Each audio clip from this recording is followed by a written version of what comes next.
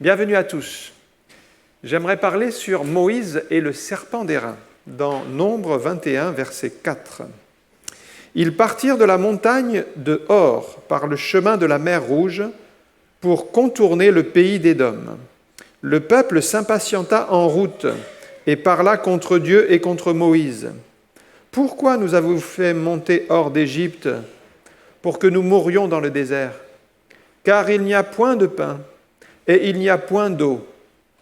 Et notre âme est dégoûtée de cette misérable nourriture. » Alors l'Éternel envoya contre le peuple des serpents brûlants. Ils mordirent le peuple et il mourut beaucoup de gens en Israël. Le peuple vint à Moïse et dit : « Nous avons péché car nous avons parlé contre l'Éternel et contre toi. Prie l'Éternel afin qu'il éloigne de nous ces serpents. » Moïse pria pour le peuple. L'Éternel dit à Moïse : « Fais-toi un serpent brûlant et place-le sur une perche. Quiconque aura été mordu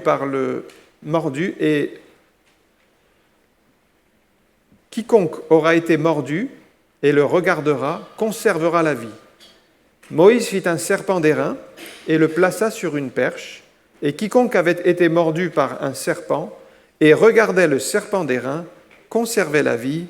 Amen. Ce récit se passe après les 40 ans de traversée du désert. On sait que le peuple n'est pas loin de l'entrée en Canaan, mais néanmoins, même malgré ces circonstances, on sait que Marie et Aaron sont morts, et sous la conduite de Moïse, ils prennent la direction des plaines de Moab face au pays de Canaan. C'est donc la dernière ligne droite avant d'entrer dans le pays de la promesse. Le peuple trouve néanmoins le moyen de se plaindre encore de Dieu et de Moïse. C'est une constante parmi le peuple de Dieu, une constante regrettable, c'est que le peuple a toujours des choses à dire contre Dieu et il revient toujours à regretter l'Égypte. Et pourtant, l'Éternel les a bénis, Dieu les a conduits dans le désert, Dieu les a protégés, mais ils ont réussi à hériter l'Éternel. Et quand vous lisez le Nouveau Testament, lorsque Jésus s'adresse à Nicodème, il va reprendre cette histoire, l'histoire de ce serpent d'airain, et il va faire une relation entre lui, Jésus, et la vie qu'il va donner sur la croix. C'est dans Jean chapitre 3, verset 14. Il reprend cette histoire et dit « Et comme Moïse éleva le serpent dans le désert », on retrouve l'histoire du serpent d'airain qui avait été fabriqué par Moïse. Et il faut de même que le Fils de l'homme, et maintenant le Fils de l'homme, c'est Jésus qui va être élevé sur la croix, afin que quiconque croit en lui ait la vie éternelle. Et donc on voit une relation entre le serpent d'airain, qui est une figure, une annonce prophétique de la mort de Jésus à la croix, et les principes spirituels qu'on va dégager à travers ce récit sont toujours applicables aujourd'hui. Le premier point, c'est le péché du peuple au verset 4. Versets 4 et 5. Le peuple parle contre Dieu et contre Moïse. On aurait pu penser que quand même, avec tout ce qu'ils ont vu de la main de Dieu, ils ont vu la gloire de Dieu, ils ont traversé les épreuves, mais Dieu les a secourus, ils étaient face à la mer Rouge, Dieu a ouvert la mer Rouge pour eux, ils ont connu les eaux amères de Mara, mais Moïse a jeté un bois et l'eau est devenue potable. Tout ça, c'est l'intervention de Dieu. Ils ont combattu contre Amalek, mais quand Moïse levait les mains, Israël était le plus fort. Et ils ont vu à chaque fois que le Seigneur intervenait en leur faveur. Pourtant, leur cœur est devenu toujours plus dur, impatient, et jusqu'à ce jour-là. C'est pourquoi la patience doit être une caractéristique, une qualité de l'enfant de Dieu qui vous permettra de traverser l'épreuve. Jacques 5,7 dit ceci : « Soyez donc patients, frères, on pourrait dire frères et sœurs, jusqu'à l'avènement du Seigneur. Voici le laboureur attend le précieux fruit de la terre, prenant patience à son égard jusqu'à ce qu'il ait reçu les pluies de la première et de l'arrière-saison. » Alors nous vivons dans une époque, c'est vrai, où on aime de moins en moins attendre, on est de plus en plus impatient, et pourtant, la Bible nous demande d'être patient, de supporter et d'attendre. L'exemple du laboureur ici nous montre qu'on ne peut pas semer dans la même journée et récolter. Il va falloir semer et patienter. Le laboureur le sait, il va patienter jusqu'à ce que la récolte vienne et il va en profiter du fruit. Donc le peuple parlait contre Dieu et contre Moïse. Et c'est là aussi pour nous, un piège de parler à tort et à travers. Nous devons tirer des leçons du peuple de Dieu dans le désert, car le peuple de Dieu ne réalisait pas les paroles mauvaises qu'ils étaient en train de semer allaient se retourner contre eux. Et il y a une réelle puissance dans nos paroles. Une parole de bénédiction va être puissante, mais une parole de malédiction va être aussi puissante. Donc la parole peut apporter la paix, la guérison, Proverbe 12, verset 18. Tel qui parle légèrement blesse comme un glaive, mais la langue des sages apporte la guérison. Par vos paroles, vous pouvez apporter la paix, vous pouvez apporter la bénédiction, des encouragements, faire du bien autour de vous, ou par vos mêmes paroles, ça peut être comme un glaive qui va blesser, qui va trancher et qui va faire du mal. Et la plupart de nous, on a un jour été blessés par les paroles de quelqu'un. Il a été amer, il a été dur, il a été méchant, il a donné des paroles acerbes et ça nous a brisés. On a tous connu des paroles mauvaises. La parole, c'est comme un feu, ça détruit. Donc soit vous allez par vos paroles apporter des encouragements et la paix, et c'est ce que je vous souhaite, ou soit vous allez apporter des malédictions, des difficultés et de l'amertume autour de vous. Le peuple de Dieu reproche au Seigneur de les avoir fait sortir d'Égypte en disant « Mais pourquoi Dieu nous a fait sortir d'Égypte ?» Et ils se plaignent de cela alors que ça faisait 430 ans qu'ils étaient esclaves. Aujourd'hui, ils sont libres, ils ne voient plus ce privilège. Ils se sont lassés des grâces de Dieu, ça veut dire qu'ils ne comptent plus ses bienfaits. Il y a un chant qu'on prend parfois qui dit « Compte les bienfaits de Dieu, mets-les devant tes yeux, tu verras en adorant combien le nombre en est grand. » Si nous ne le faisons pas, eh bien nous oublions les bienfaits de Dieu, nous ne les mettons plus devant nos yeux, eh bien nous allons nous plaindre et nous lasser. Donc ils se sont lassés des grâces de Dieu, au point que même un chrétien peut devenir aveugle de ce que Dieu a fait dans sa vie, et il ne se souvient plus de là où Dieu l'a sorti. Alors que dit le peuple ? Ils disent, nous sommes dans ce désert, il n'y a point de pain, il n'y a point d'eau. Il n'y a point de pain, il n'y a point d'eau. Est-ce que c'était vrai ? Pas tout à fait, car Dieu donnait du pain chaque jour. Ils ne voyaient même plus le pain de Dieu. Dieu donnait la mable. Comment est-ce qu'ils appellent la manne ici ? Notre âme est dégoûtée de cette misérable nourriture. Voilà, ça c'est la manne, c'est le pain de Dieu. Donc quand on parle du pain de Dieu en disant une misérable nourriture, c'est certain qu'on est mal orienté. Jésus a expliqué que la manne, c'est même une image de lui-même dans Jean 6, 33.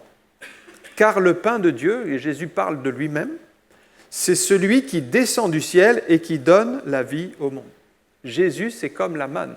Jésus, c'est celui qui va nourrir votre corps, votre âme, votre esprit. C'est lui dont vous avez besoin pour votre vie spirituelle. Et puis le peuple dit, il n'y a pas d'eau. Est-ce que c'était vrai ? Pas exactement, parce que là encore, il y avait de l'eau, mais ils ne la voyaient plus. Parce que la Bible dit qu'il y avait un rocher qui suivait le peuple, et ce rocher, c'était Christ. C'est dans 1 Corinthiens chapitre 10, verset 4. Ils ont tous bu le même breuvage spirituel, car ils buvaient à un rocher spirituel qui les suivait, et ce rocher était le Christ. Ça veut dire que le peuple était devenu aveugle spirituellement, il ne réalisait plus qu'il y avait la manne, c'était le pain de Dieu, il ne réalisait plus qu'il y avait le rocher spirituel, c'était Christ qui donnait l'eau spirituelle, ils étaient devenus aveugles. Voilà l'œuvre du diable qui tente à aveugler les enfants de Dieu pour ne plus qu'ils voient les bénédictions de Dieu. Le diable s'efforcera toujours de vous aveugler. Même Paul dit qu'il aveugle l'intelligence des gens pour qu'ils ne voient pas briller la splendeur de l'évangile de Christ. Le peuple ici a commis un grave péché. Ils ont parlé contre Dieu et ils ont méprisé les dons de Dieu. Ils se sont même influencés les uns les autres pour dénigrer la manne, pour dénigrer Dieu, pour rejeter les grâces de Dieu. Ils se sont exhortés dans le mauvais sens. La Bible dit « encouragez-vous les uns les autres », mais là, ils se sont découragés les uns les autres. Ils se sont influencés pour le mal. En parlant mal de Dieu, ils ont même attiré sur eux une malédiction. Matthieu 12, 36, Jésus nous avertit « Je vous dis, au jour du jugement, les hommes rendront compte de toute parole vaine qu'ils auront proférée. Car par tes paroles, tu seras justifié, et par tes paroles, tu seras condamné. » Donc les paroles, vous voyez, à tort et à travers, vont produire quand même des conséquences jusque dans le jugement, et il y aura une condamnation. On attire sur nous une malédiction quand on parle à tort et à travers. La vie victorieuse provient d'une discipline quotidienne, et le peuple n'était pas discipliné, il n'avait pas choisi de mettre Dieu à la première place, il ne priait pas sérieusement, il n'avait pas un contact régulier avec Dieu, de sorte que l'ennemi a trouvé une faille. Mais si vous voulez vivre une vie de victoire, c'est nécessaire de développer une vie de discipline. Prier tous les jours, lire la Bible, avoir un contact avec Dieu, vous voyez, c'est fondamental. Un petit peu comme les sportifs, n'importe quel sportif qui veut atteindre un certain niveau va devoir s'entraîner tous les jours.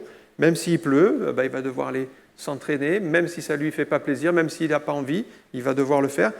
Il le fait pour une médaille, pour la gloire de ce monde. Mais nous, chrétiens, nous le faisons pour les choses spirituelles, pour l'œuvre de Dieu, mais il y a une discipline à observer. Paul en parle très clairement, il dit tous ceux qui courent dans le stade, ils courent pour remporter un prix, mais ça c'est un prix terrestre. Mais il dit, vous, les enfants de Dieu, courez de manière à remporter le prix. Mais le prix spirituel, c'est-à-dire la présence de Dieu, la gloire de Dieu. Alors nous avons l'intérêt à être vigilants chaque jour. On ne sait pas quand viendra la tentation, l'ennemi qui va surgir. Nous devons être prêts. Il ne s'agit pas de se préparer au moment où vient l'épreuve, mais il faut être prêt, parce que si on attarde trop, on ne sera pas prêt au moment voulu. On a deux personnes qui ont réagi différemment dans la même épreuve. Il y a le cas de David et de Joseph. On sait que David n'avait pas cette discipline spirituelle à ce moment, et lorsqu'il a vu Bathsheba, il a été séduit, il a été tenté et il a commis l'adultère. Donc ça, c'est un premier exemple de péché dans le peuple, parmi un croyant. L'autre exemple, c'est celui de Joseph. Joseph qui était prêt, lui, spirituellement, qui était proche de Dieu, qui était discipliné, et quand il a été tenté avec la femme de Potiphar, il a fui. Il a pris une position spirituelle et il n'est pas tombé dans le péché. Pourquoi ? Parce qu'il était vigilant, parce qu'il était proche du Seigneur. Donc c'est ça la différence. Si vous êtes prêt, vous pourrez résister, vous pourrez avoir la force, comme Joseph, mais si vous n'êtes pas discipliné, comme David, qui se laissait aller sur son toit, il traînait, il laissait ses yeux vagabonder à gauche, à droite, et puis voilà, il s'est laissé séduire, n'avait pas cette discipline, et donc, finalement, il est tombé dans le péché. Donc ça c'est des avertissements pour nous. Le peuple ici n'a pas été discipliné. Le deuxième point, c'est maintenant la sanction, au verset 6. L'Éternel a envoyé contre le peuple des serpents venimeux pour les mordre. Les serpents brûlants, dit le texte, ou les serpents venimeux, on sait qu'un serpent venimeux, s'il vous mord, vous pouvez mourir. Il y a des venins très puissants, comme le cobra royal, qui peut faire périr même un éléphant par la puissance de son venin. Romains chapitre 6, verset 23, le venin, c'est tout simplement une image du péché. Car le salaire du péché, c'est la mort. Le péché, c'est une sorte de venin invisible. Si vous l'avez en vous, il va vous conduire à la mort spirituelle. Mais le don gratuit de Dieu, c'est la vie éternelle en Jésus-Christ, notre Seigneur. Donc le péché, c'est un venin tellement puissant qu'il va vous conduire à la mort spirituelle. Si vous ne faites rien, ça c'est sûr, c'est la mort spirituelle, la mort éternelle qui vous attend. On ne doit pas prendre cette réalité à la légère parce que Dieu est saint et juste. Il n'est jamais en communion avec le mal, avec le péché, mais il a pourvu à notre salut. Il a pourvu à notre salut. Il ne laisse pas le péché impuni. On ne doit pas se moquer de Dieu et vivre dans le compromis et laisser le péché s'installer dans notre vie. Même si on est croyant et qu'on laisse le péché s'installer dans notre vie, c'est certain qu'on va avoir des problèmes. Il y a une illustration comme ça, c'est un Esquimau qui avait trouvé une méthode pour tuer les loups. Alors il avait utilisé son couteau et qu'il enduisait d'une couche de sang d'animal et qu'il recouvrait de glace. Et puis il mettait une deuxième couche sur le même couteau. Et puis, au bout d'un moment, ça faisait plusieurs couches de sang et de glace mêlées. Et il plantait ça dans le sol, bien attaché à un bois. Et les loups, la nuit, ils sentaient l'odeur du sang, ils s'approchaient. Et pour eux, c'était comme un bâton glacé de sang. Alors, ils léchaient le sang. Mais en léchant le sang, finalement, petit à petit, ils arrivaient à la lame du couteau. La lame commençait à couper leur langue. Et finalement, ils ne s'en rendaient pas compte, les loups, mais ils étaient en train de boire leur propre sang. Et ils étaient en train de se vider de leur sang. Et le lendemain matin, le loup était mort, parce qu'il s'était lui-même tué par son propre sang en léchant le couteau. Et donc ça, c'est vraiment une illustration pour montrer que le péché, quand on aime le péché, on va goûter le péché, on va s'enivrer du péché, mais ça va nous détruire nous-mêmes, ça va nous infecter et ça va produire la mort. Du temps du prophète Samuel, le peuple était devenu très négligent. 1 Samuel 7, verset 3, même on se rend compte que des idoles étaient rentrées dans le peuple de Dieu. Samuel dit à la maison d'Israël, « Si c'est de tout votre cœur que vous revenez à l'Éternel, donc se revenir à l'Éternel, c'est la repentance, c'est de dire, Seigneur, je te demande pardon, je me suis égaré. Ôtez du milieu de vous les dieux étrangers, les Astartés, et dirigez vos cœurs vers l'Éternel, et servez-le, lui seul. Il vous délivrera de la main des Philistins. » Voilà des croyants qui ont accepté des compromis dans leur maison. Ils ont accepté le péché qui est rentré, et finalement, c'était des dieux étrangers qui étaient là. Des Astartés, des Baals. La Bible appelle ça l'adultère spirituel. Or, nous savons que Dieu est un Dieu jaloux et nous devons le servir lui seul. Donc, tout ce qui n'est pas de Dieu n'a pas sa place dans nos maisons. Nous devons nous consacrer à Dieu et consacrer nos maisons à Dieu. Dieu est un Dieu jaloux, il ne partage pas sa gloire et nous serons testés aussi sur notre fidélité et notre intégrité. Un troisième point maintenant, c'est la repentance du peuple au verset 7. Le peuple vient à Moïse et ils reconnaissent leur péché. Nous avons péché contre Dieu, nous avons parlé contre l'Éternel. Donc ça, c'est une étape indispensable pour toute personne qui a péché, c'est de se repentir. Le peuple réalise le mal qu'il a fait, leur cœur a été touché, ils demandent pardon à Dieu. Ça, c'est notre part. Si on a péché, on sait le moyen de revenir à Dieu, c'est la repentance. Mais Dieu ne nous pardonnera pas contre notre gré. Si nous ne nous repentons pas, il n'y a pas de pardon. C'est nécessaire cette démarche de dire « Seigneur, je te demande pardon, j'ai péché contre toi ». Cette démarche va permettre l'action de Dieu pour le pardon. Dieu veut pardonner, oui, mais il faut que la démarche soit sincère. Regardez le psaume 51, le verset 19. C'est David qui dit « Les sacrifices qui sont agréables à Dieu, c'est un esprit brisé. Ô Dieu, tu ne dédaignes pas un cœur brisé et un cœur contrit. » Donc il y a cette nécessité de se placer devant Dieu, d'être sincère, de revenir à Dieu de tout notre cœur et de demander pardon pour nos péchés. Le peuple ici a confessé à Dieu son péché, il reconnaît son égarement, il demande pardon, il demande la grâce et il s'humilie devant Dieu. Donc pour nous, c'est un modèle à suivre, si nous avons péché, bien de venir à Dieu dans la repentance. Il regrette d'avoir méprisé les choses saintes comme la manne, le rocher spirituel, tous ceux qu'ils ont dénigrés. Mais il faut que nous réalisions la gravité du péché aux yeux de Dieu. Et souvent, nous ne le réalisons pas. Il nous faut l'aide de l'Esprit. C'est pourquoi la Bible dit que l'Esprit vous convaincra de péché, de justice et de jugement.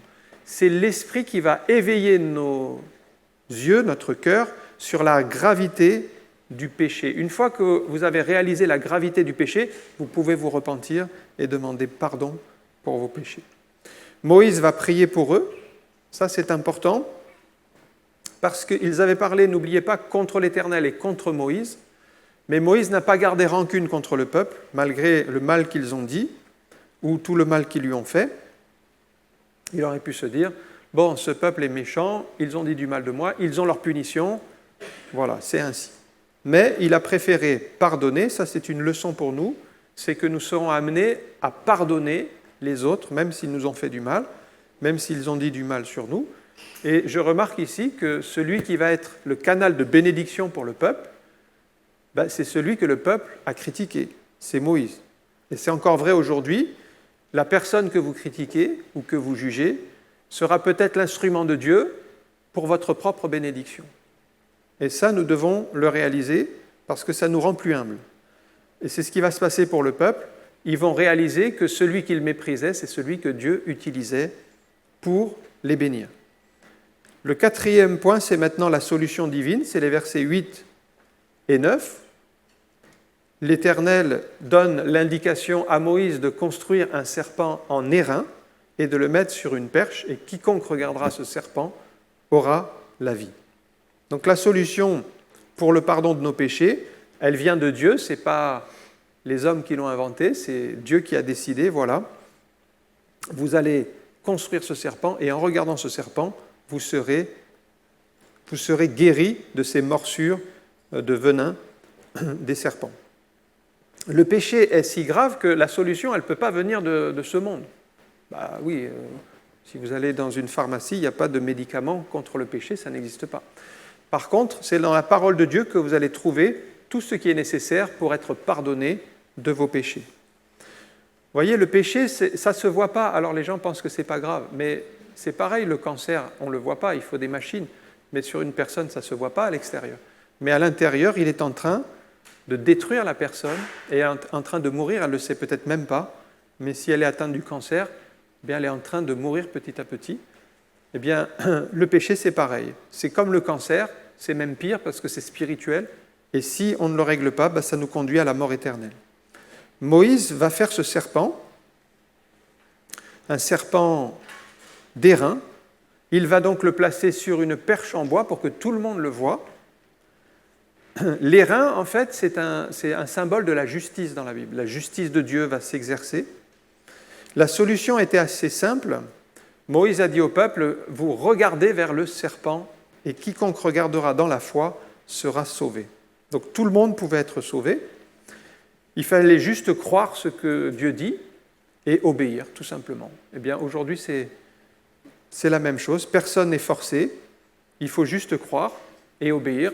Croire ce que Dieu dit et faire ce qu'il nous demande. Et c'est ainsi qu'on peut obtenir le pardon des péchés et la guérison, la délivrance, la bénédiction de Dieu. Alors pourquoi Jésus reprend-il ce passage pour parler de lui ? Je reviens à Jean chapitre 3, verset 14, puisque Jésus va utiliser ce fameux serpent d'airain pour faire une relation avec lui. Il dit « Comme Moïse éleva le serpent dans le désert, il faut de même que le Fils de l'homme soit élevé afin que quiconque croit en lui ait la vie éternelle. » Jésus a été élevé sur la croix, lui c'est sur le bois, donc on voit bien le parallèle entre le serpent d'airain sur la perche en bois et puis Jésus-Christ qui a été cloué sur la croix. En fait, quand Jésus était sur la croix, il était entre Dieu et les hommes. Il est l'intermédiaire. La Bible dit qu'il y a un seul médiateur entre Dieu et les hommes, c'est Jésus-Christ. Donc ne cherchez pas ailleurs, ne cherchez pas d'autres solutions. Venez à Jésus-Christ qui vous permet d'aller à Dieu. C'est par Jésus-Christ que vous allez au ciel, que vous avez la vie éternelle. C'est lui qui a payé le prix pour effacer nos péchés. C'est lui qui a payé le prix pour nous donner une nouvelle vie. Il y a encore une seule condition pour être sauvé, puisque Jésus a accompli l'œuvre de la croix, il est mort à la croix pour effacer nos péchés, donc ça c'est fait. Mais il y a une condition, parce que tout le monde n'est pas sauvé, il faut croire. Et c'est ce que le texte dit, afin que quiconque croit en lui, c'est-à-dire en Jésus, ça c'est la seule chose que Dieu demande à l'homme, c'est de croire. Et une fois qu'il croit, eh bien il est pardonné de ses péchés et il est sauvé.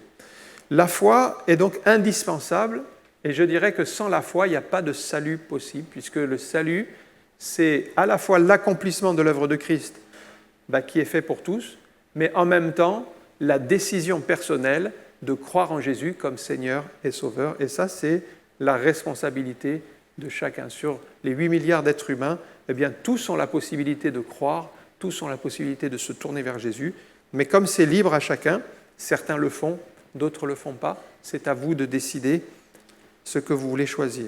Mais la conséquence de la foi, celui qui croit en Jésus qui a été élevé sur la croix, eh bien, il sera pardonné de ses péchés. De même que celui qui croyait en regardant vers le serpent d'airain, il était guéri de la morsure du serpent, eh bien, de même, vous pouvez être pardonné de vos péchés en regardant vers Jésus qui est mort à la croix. On peut être étonné que Jésus ait repris le symbole du serpent le concernant, puisque le serpent est habituellement une image du malin. On sait que c'est par le serpent que Adam et Ève ont été tentés. La Bible parle du serpent ancien. Le serpent ancien, c'est le diable. Et le serpent est souvent une image du malin. Mais dans ce passage, le serpent d'airain, c'est bien une image de Christ. Comment est-ce possible ? Bien, 2 Corinthiens 5, 21, Paul ici fait une relation entre le péché et Jésus. Il dit, lui qui n'a pas connu le péché, c'est-à-dire Jésus, il l'a fait devenir péché pour nous, afin que nous devenions en lui justice de Dieu. Il ne faut pas oublier qu'à la croix, Jésus a porté nos péchés. Et ça, c'est vraiment l'œuvre du malin, les péchés. Donc, pourquoi l'image du serpent va être utilisée ? Il a été fait péché pour nous. Sur la croix, il a porté notre péché pour l'expier pour nous. Et une fois que nos péchés ont été effacés, c'est la justice de Dieu qui nous a été transférée. C'est pourquoi il y a l'airain qui est le symbole de la justice de Dieu, parce que nous sommes justes à cause de la croix. C'est pour ça que la Bible appelle les chrétiens des saints, saints par vocation, parce qu'ils sont justifiés par le sang de Jésus, tout simplement. Donc les chrétiens sont appelés des saints. On a vu ici le serpent d'airain qui a été un objet de bénédiction, mais ce qui est étonnant, c'est qu'on le retrouve par la suite du temps d'Ézéchias et qui va devenir un objet de superstition. Et ça nous montre que même les grandes bénédictions peuvent se tourner en superstition si on ne veille pas. On le trouve dans 2 Rois, chapitre 18, verset 4. Du temps d'Ézéchias, il fit disparaître les hauts lieux, brisa les statues, abattit les idoles et mit en pièces le serpent d'airain que Moïse avait fait.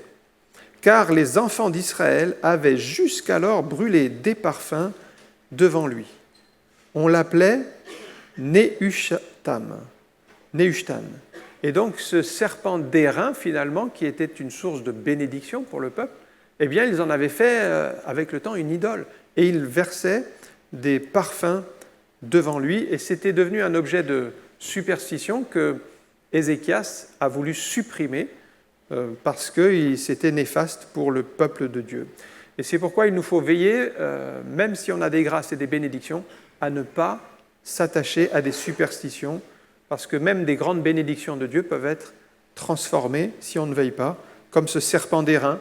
Eh bien, on va commencer à plutôt chercher les bénédictions que chercher le Dieu de la bénédiction. On va donc décaler la recherche ou l'adoration, la reconnaissance, plutôt vers ce que l'on peut avoir plutôt que celui qui donne. Et donc ça, c'est aussi un élément sur lequel nous devons veiller. Si nous ne prenons pas garde, une bénédiction peut se transformer en superstition. Et nous pouvons devenir religieux. C'est pourquoi il nous faut prier pour être constamment renouvelés dans le Saint-Esprit et ne pas tomber dans le piège du peuple de Dieu ici, qui a utilisé ce serpent d'airain pour finalement en faire une idole. On va prier quelques instants pour que Dieu nous conduise. Merci encore pour ta présence et nous croyons que tu veux nous permettre, Seigneur, comme ce peuple, de nous repentir avec un cœur sincère, de revenir à toi, de regarder vers toi, parce que ton sacrifice est tout puissant pour nous pardonner et pour nous donner un nouveau départ dans la vie. Oui, nous avons cette confiance, cette assurance que tout ce que tu as commencé, tu vas l'achever. Et Seigneur, nous te remercions pour ta fidélité parce que tu as pardonné le peuple, tu lui as donné un nouveau départ et tu as permis, Seigneur, qu'il puisse ressortir victorieux de cette épreuve. Merci Seigneur parce que tu as un plan pour chacune de nos vies, parce que tu nous aimes, parce que tu es bon et en toutes choses nous voulons t'adorer Seigneur. Merci pour ta fidélité, ta grâce. Dans le nom de Jésus, Amen. Que le Seigneur vous bénisse.